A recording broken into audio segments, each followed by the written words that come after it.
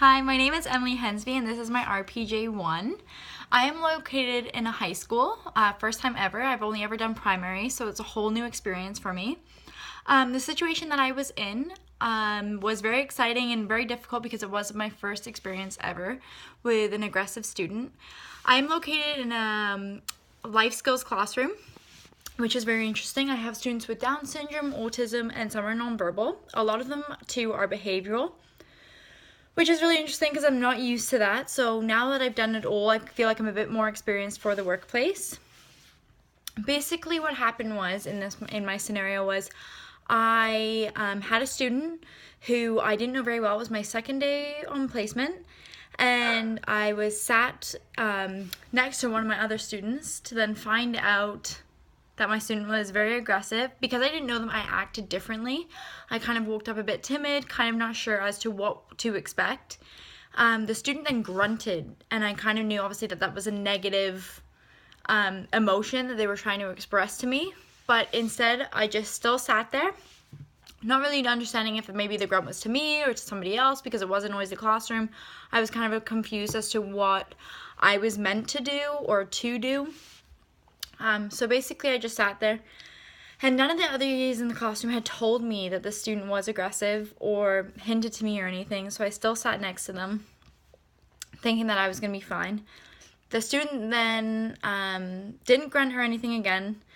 I went to move my chair, and I guess that they assumed I was moving closer to them, and they threw an arm at me. An aggressive arm that actually did hit me, but I was fine in the end. It was just a bit of a nudge. Basically giving me that full warning that it's not okay that I'm sat here and that he doesn't need my help. So I then moved away. I backed off and I went and worked with other students because I could tell obviously that I was aggravating him, which I didn't want to do. So some goals and questions I had for myself was, why didn't I act on it quicker? Why did I just sit there and not think about the consequences as to why the student was upset? Was it me that was making them upset? Was it just because they had a bad day? There was a lot of things running through my head, and because I had never dealt with it before, I was very kind of like thrown off by it. But other than that, it was a really, really good day. But basically, like, my goals are to like take more initiative and not have to ask teachers and stuff like that. But because it was my second day, I think I was very, very timid as to what I was supposed to do or how I was supposed to act or what students needed what and what they wanted, and I couldn't read the students' behavior because I didn't know them. So but a lot of my goals and stuff like that was I could have prevented the behavior that happened. Like, how could I have got to know the student better before I sat next to them? And maybe I should have talked to the EAs about it before this incident even occurred, because I think like I could have prevented it, and I could have prevented this aggravating the student, which was most important to me because I don't want to aggravate students. So I think that was a big problem for me, and because I wanted to know what upset him, I didn't know any of his triggers. I didn't know why he hits, why he gets aggressive, any of that kind of stuff. So as to that, I feel like I was kind of blindsided. So those are some of the questions and goals I had for myself.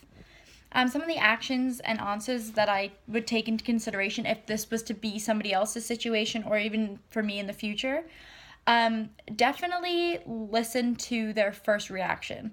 Like, I should have acted on that first grunt because it was a negative response that he was giving me to me sitting there. So instead, I should have just acted on that, and then I probably wouldn't have even had that incident happen to me further on. Also, I would talk to other teachers about it, basically get them to give you more of a down low on the student, explain the students what they like, what they don't like, what they need. That way you avoid so much stuff and so much aggravation, because again, you're not there to aggravate the student, you're there to help them. So, and some students need more help than others. One thing I did learn while being in school was their safety is number one, and I didn't want to put him at harm, but you also don't want to put yourself at harm. So you have to read these things very quickly, and reading a student is one of the hardest things you'll ever have to do. So quickly acting on them is something that you need to do very, very quickly, because you've got to keep them safe and as well as yourself. For furthering like any type of situation that I would be in, I would just get to know the student a little bit more, maybe. Even now, I haven't had any other situations so far with this particular student, but I know that other EAs have. So I'm just keeping my distance, but I'm helping him if he wants help. And some days I now can read him better, so I know when he's having a good day, bad day, kind of, so I can judge it by that, which is good. But other than that, those are the actions that I would take. So I would take work with students more, like read them better, and take my time to understand what they want, what they need, but also protect myself and protect them, and act on noises, act on expression, act on those types of things, because if they are nonverbal, that's also a way that you will be able to understand them best. So yeah, that is my RPJ1. Take care, bye.